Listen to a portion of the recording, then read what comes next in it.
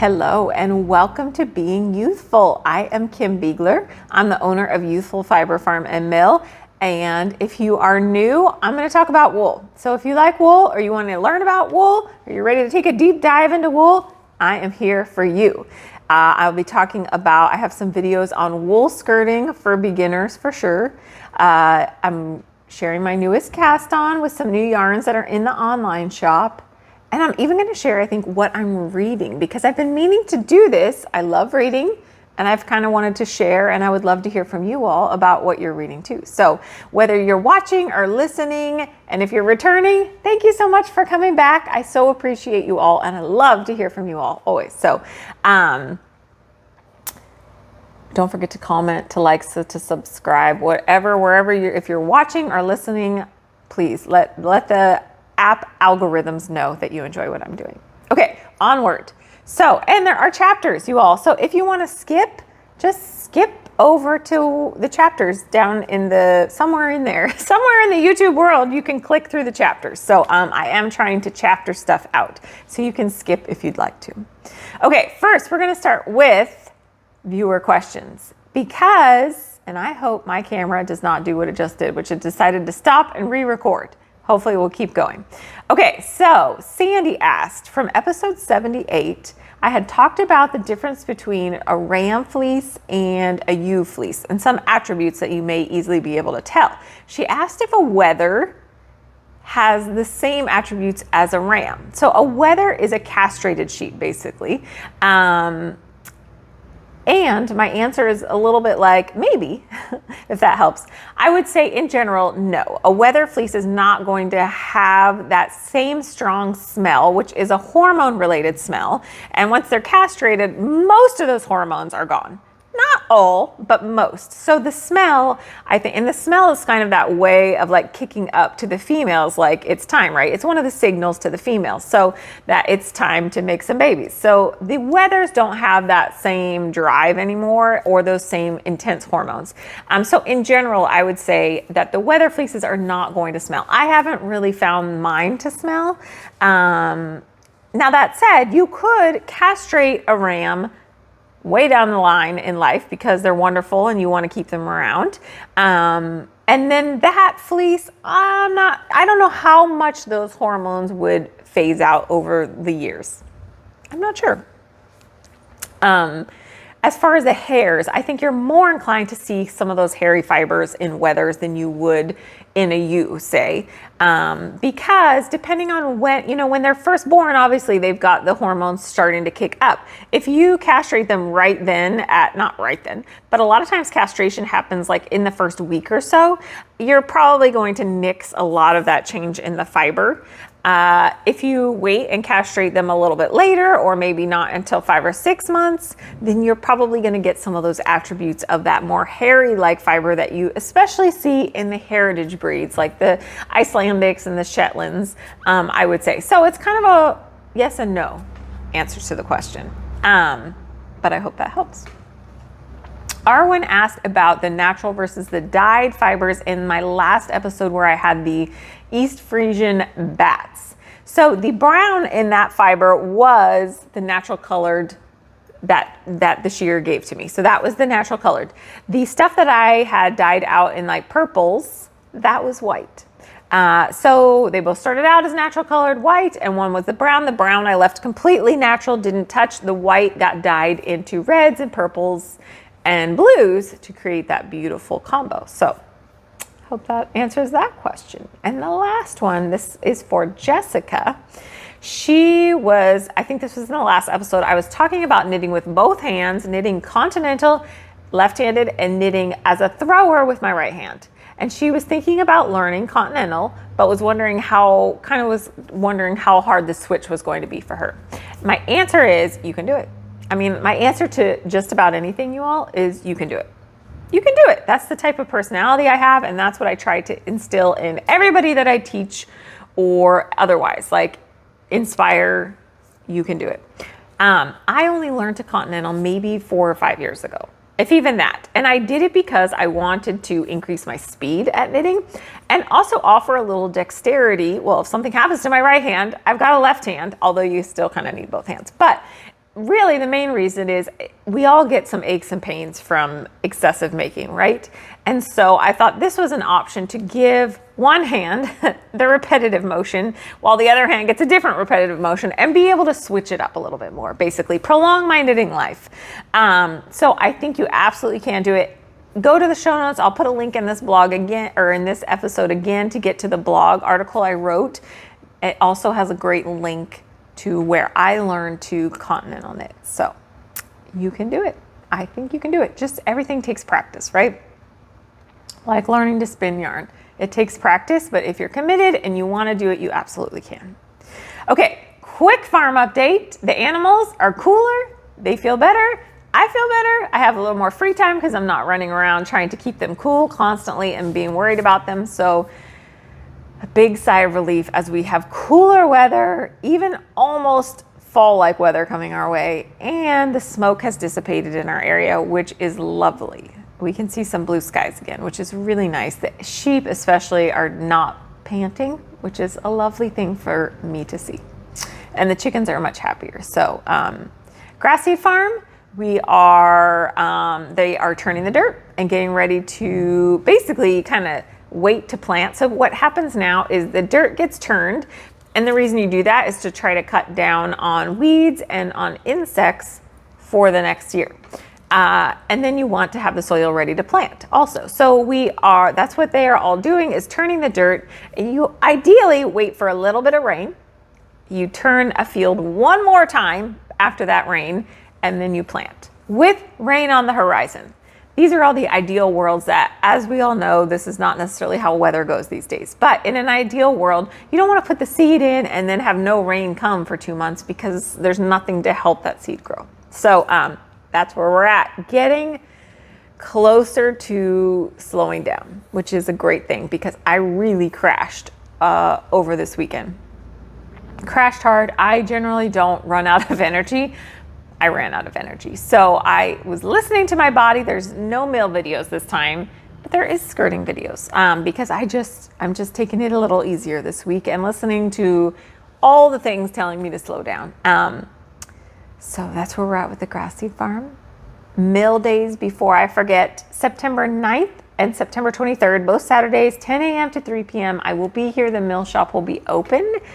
And I will be thrilled to see you. We had a wonderful turnout this last week. Lots of new people came through.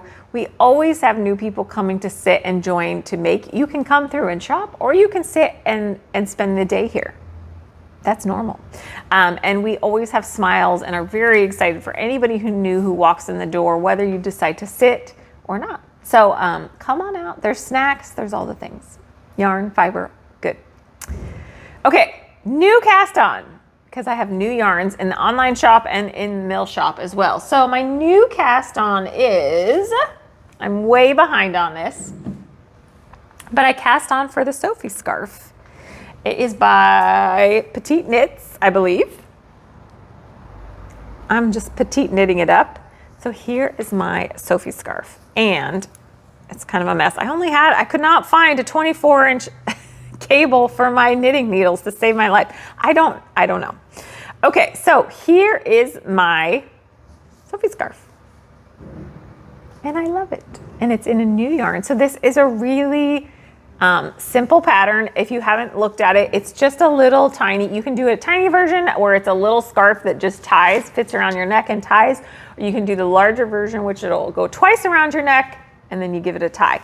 I love anything that does not dangle, that I can tuck in or tie, especially when I'm at the mill during the winter, because it's very cold in here and I need something that will not risk getting caught up in machinery. So I'm really excited about this, and I wanted to have a sample of this new yarn that is in the shop. This is Utopia yarn. She is in Vermont, has a wool mill in Vermont, and this is her Sustainawool. So it's 100% wool. I am knitting this on a size 6. I probably could have done a size 7 easily, but I started on a size 4 as the pattern calls for. Not happening because it was too dense. It was just too dense with this yarn. There wasn't a lot of drape, and in the pattern she's using something with maybe cashmere, something like that. So there's a lot of drape. So I went up to a 6 and I'm much happier with it because I want it to have structure still, but also some drape to it because it's going to be around my neck. This is a next to skin yarn for sure. So let me show you the yarn, right? And this is a super simple pattern. You start with 6. It's a very easy repeat on it. It's going to be a quick knit. I'm happy with it and I will wear it. I love a good sample that also I will wear the heck out of. So this yarn is, like I said, it's Utopia. It's a 100% Midwest fine wools, next to skin. Fine wool equals next to skin. She says including Targhee, Rambouillet, Merino, and for the kicker, my favorite, CVM. California Variegated Mutant, the underrated fine wool, I believe. So you ready to see some of the colors? These are all in the online shop now. Here we go with some of these colors that are spectacular. Stop it right there. I really am loving. So this is grapefruit. This is, I should know because I want to go home and marry it. This is glacier. This is summertime, which is, we just had a little restock on. There's more, you all. There's the peachy keen that I have. I got to put them down. I can't hold them all. There is garland. These are all pictured in the online shop too. So if you're listening, go check it out. Black raspberry. There is a natural smoke. So a beautiful gray. Peachy keen I showed you. And there's one, there may be another one that I didn't grab, but one of them just took a dive. So I'm going to go get her because holy cow, dragon scales. Stop it. Okay, so absolutely gorgeous, next to skin, made in the USA by a small mill, bigger than me, but much smaller than a commercial mill, commercial size mill. So love it. If you're looking for some new yarn to try out, check out the website. I will put a link in the show notes. I think you will love it. I do. And my friend Wendy is knitting. I think she may be done with the shawl when she's watching this, and it is beautiful. Maybe she'll let me borrow it so I can show you all the play on the colors, but super fun. Okay, so let's head to some videos because I think I'm ready to head to some videos. So we have wool skirting videos. And I decided I was skirting some Jacob wool yesterday in lieu of going for a run because I was too tired. So I did a little wool skirting to help kind of ease my anxiety. When my wool pile gets too big, my anxiety level rises with it when I see it. So I decided to go through, I was skirting some Jacob, made this video for you all because it's basically kind of a beginner skirting video. When I first started skirting wool, which was when it first came off of my sheep and I had to figure out what the heck to do with it. I was watching videos and it's like, here, make sure you have the head laid out and know where the legs were and this and that. And it completely tripped me up. Like I was so focused on getting this thing laid out correctly. I didn't know what the heck was going on. So I've never gone back to that sort of perfect skirting, I'll say. I am like throw the fleece out, get the stuff out you don't want, however pretty or not pretty it is, and just make it happen. There doesn't have to be rules to all this. You don't have to take certain fiber out. You don't have to take any. I mean, you can leave the vegetable matter in if you like it. What the heck? It's your wool. Don't send it to the wool mill full of vegetable matter and poop and all the things. But especially if you're processing it at home, you can do whatever the heck you want. So I just wanted to make a video like that because when you're skirting, the idea is just get the fleece out on something, ideally something where stuff will fall out from underneath, like a chicken wire table or anything like that. If you don't have that, I show you in the video how you can just like literally pull chunks of it off and shake it out as you're skirting.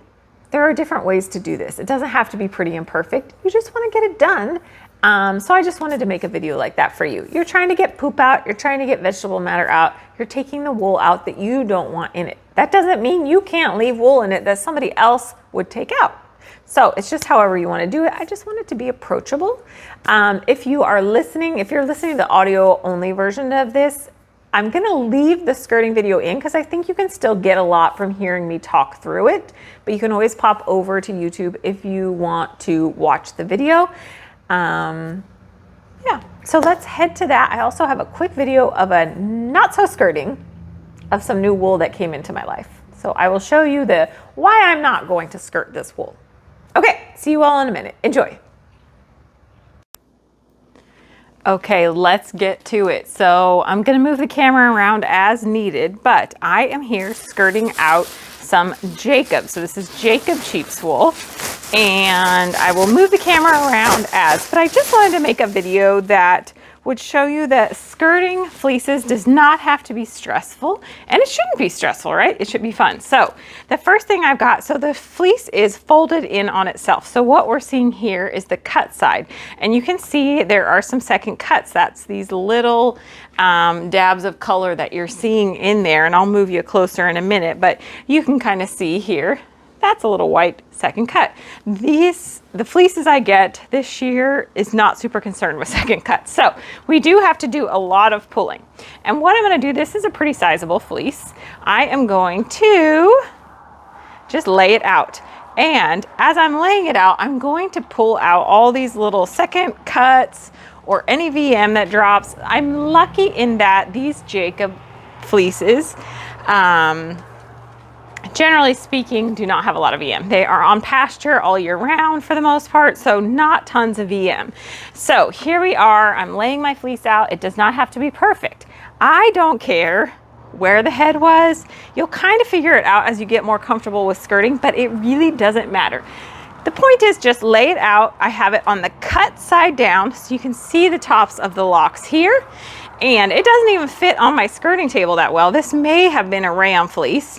And that's okay. It doesn't have to fit. The idea is that you're putting it on a table, like you can see here, that has mesh so that stuff can fall through. And underneath my table is just tons of vegetable matter, second cuts, all that stuff. So as I'm going through, I'm gonna start pulling stuff, and I'm gonna try to explain to you what I'm pulling. So you can see here, there's just a ton of little second cuts in here, and the fiber is not that great. So I'm just gonna start, and I just chuck mine on the floor, obviously depending, and I just wanted to get this moved over a little bit.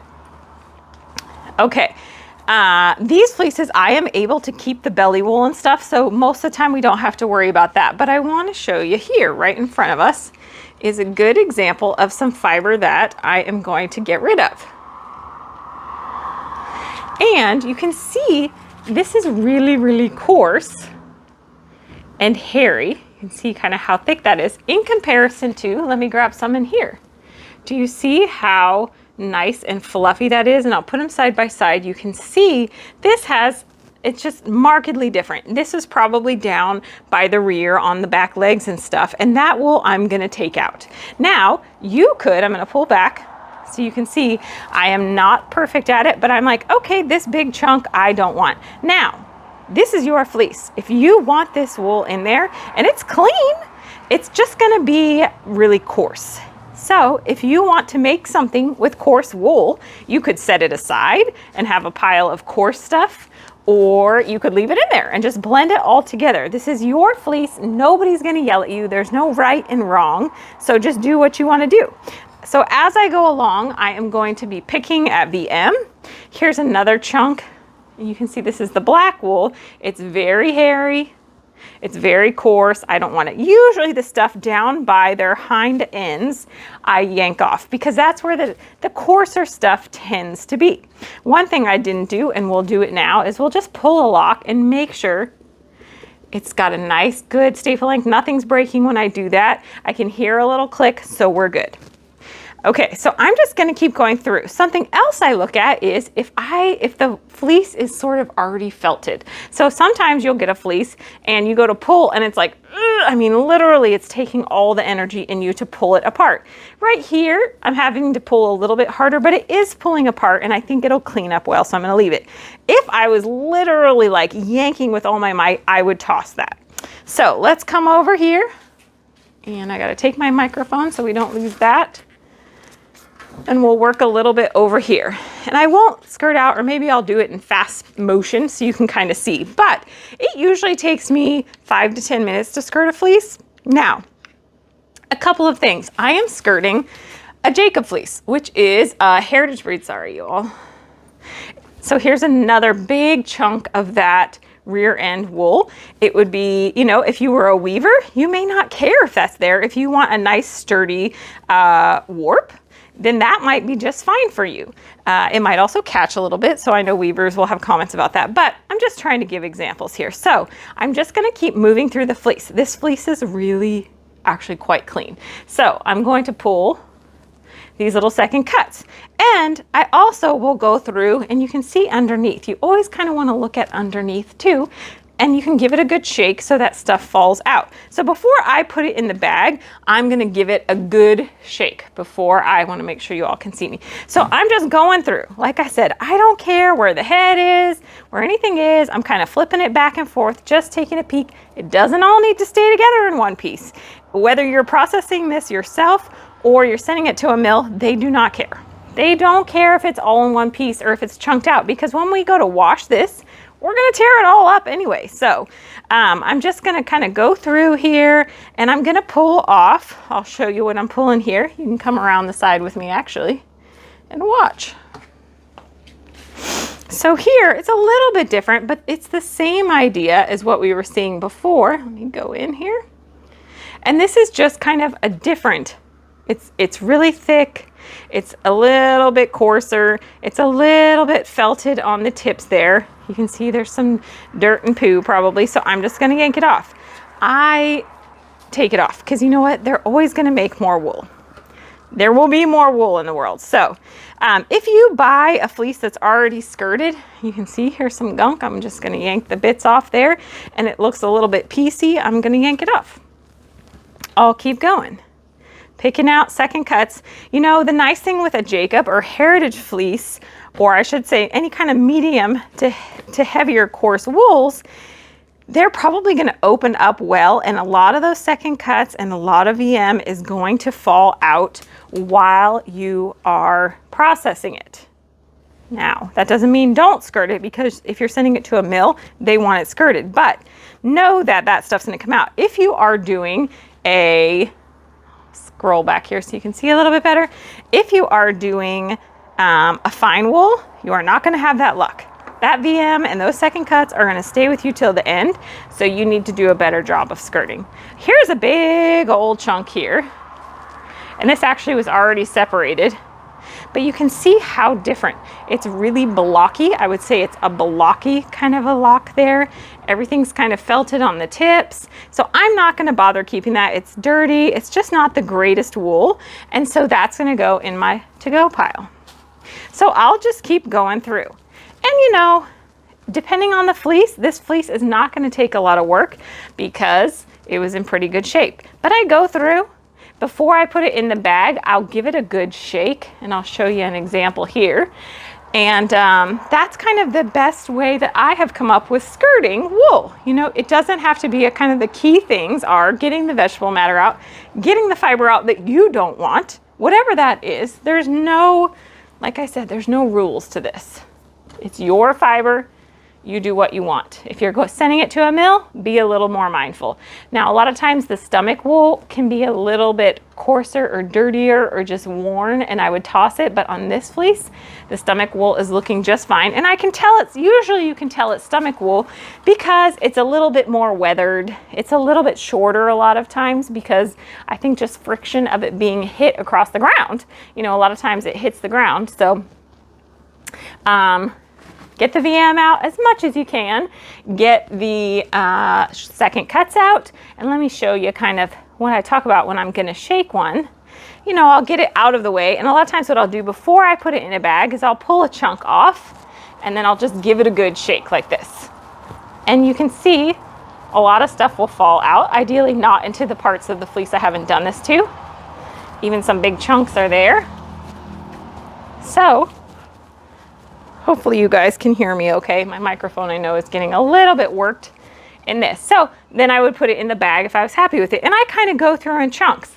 Okay, I chucked that one out. Let me get another piece, shake that one out, start bagging it up.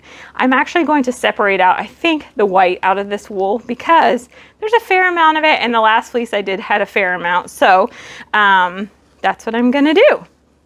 Okay, I hope that helps with your, and I think what I'll do is maybe just try to do this in fast speed for you all, but lay the fleece out, make sure the locks aren't gonna break on you, that they're still good and healthy. do a good skirting to get off the fiber you want, to get the VM out, to get the second cuts out, to get the poop out for sure. This fleece didn't even really have big chunks of poo, which sometimes they can. And then just go through and give it a good shake, get it back in your bag or get it ready to get washed and you're good to go. Okay, I hope that helps.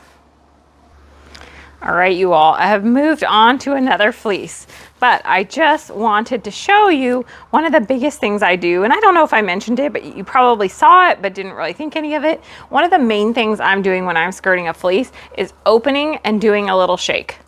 So I really open those locks up while I have it on the skirting table, because then stuff can fall through.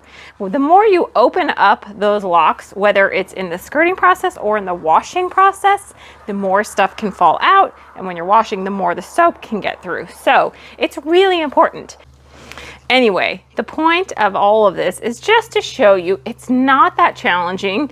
It shouldn't be stressful. It shouldn't be hard. Don't worry about laying the fleece out the right way, you know, quote unquote the right way. Just do what's gonna work for you. When you're washing, you can always continue picking, which I am doing constantly. And I'm gonna kind of roll this so I can see the other side. But this is looking pretty good. So, but don't be afraid to buy a fleece, and then don't be afraid to break into it and just start working with it, because there's gonna be more fleeces. They keep making more. So, okay, have fun, you all. All right, you all, guess what it is? Oh, it's a bale, but we're outside. It's pretty windy, so hopefully you'll be able to hear me okay.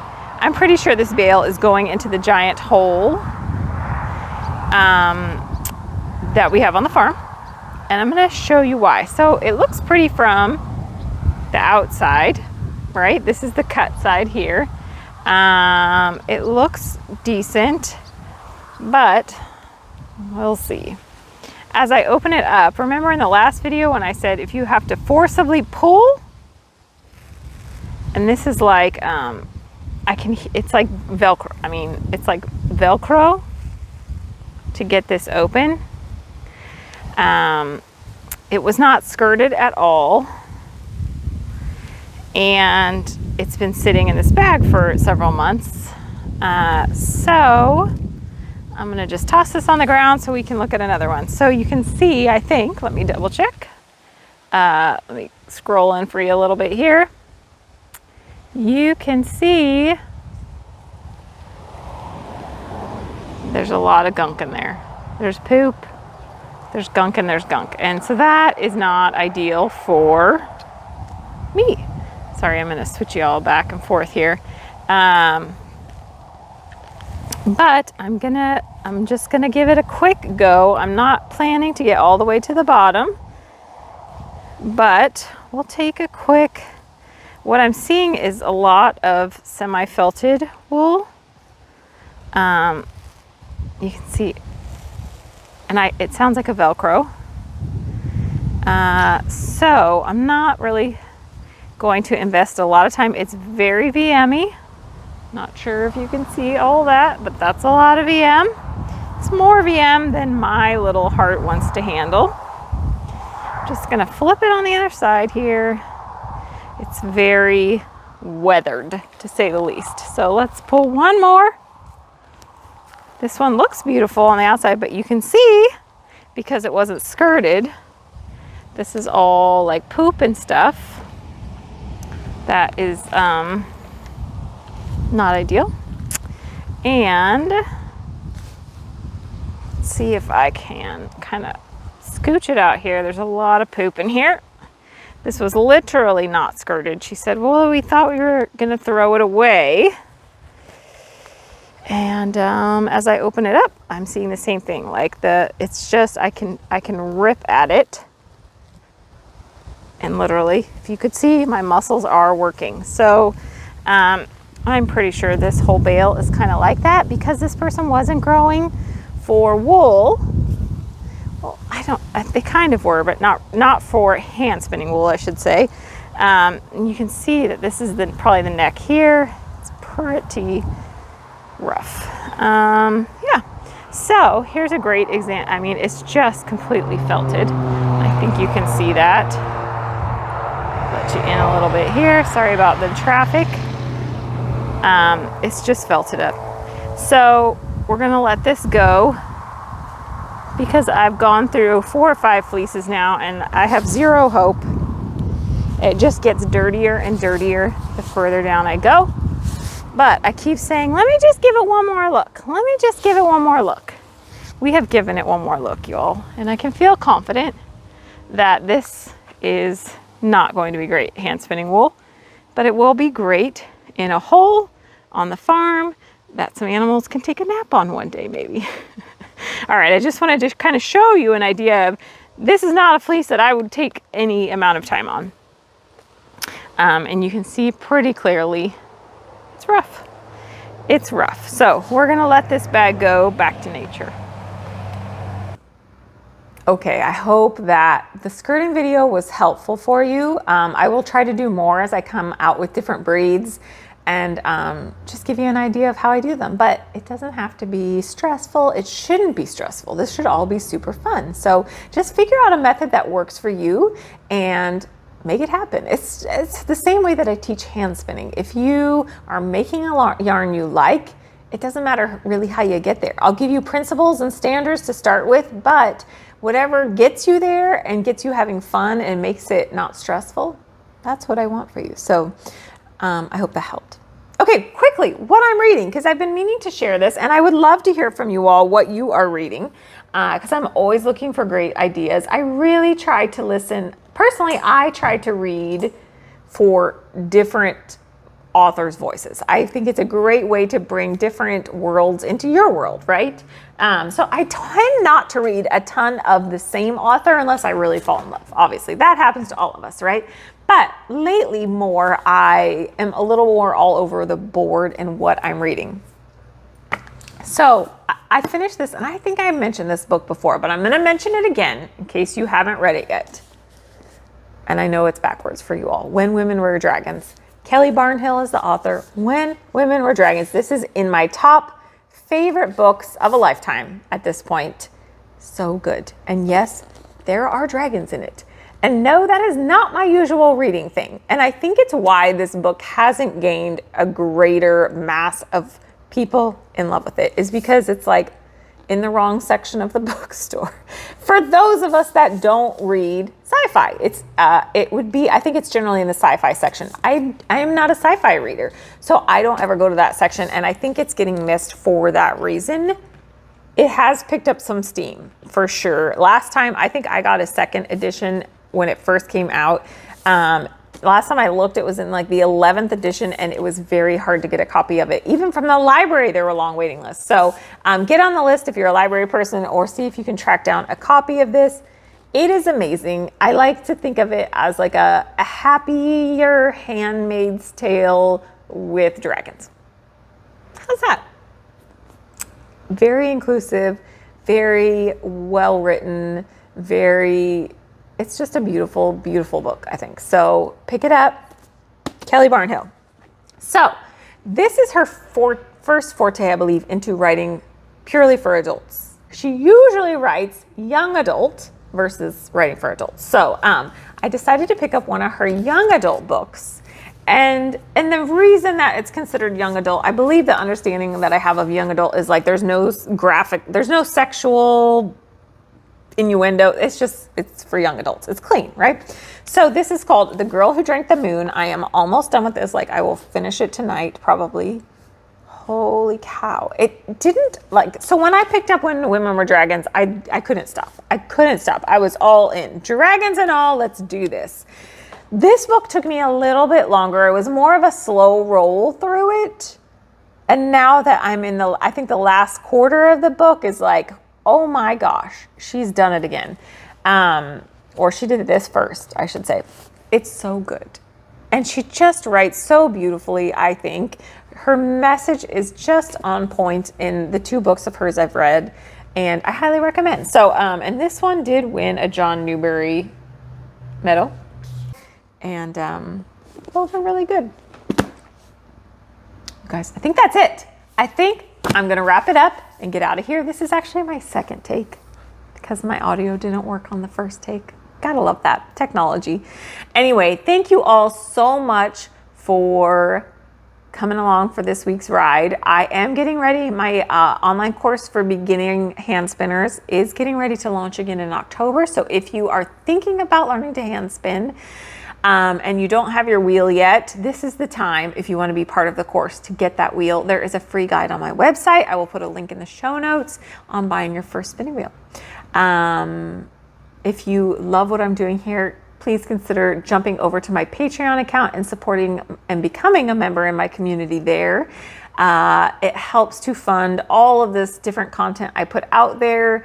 I love doing this, but it does take a bit of time away from making the actual product that helps financially support the business. So if you like what I'm doing, please consider jumping over to Patreon.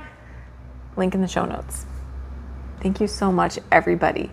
Stay healthy out there, be kind to your neighbors and all around you, and make so many pretty things until I see you next. Thank you.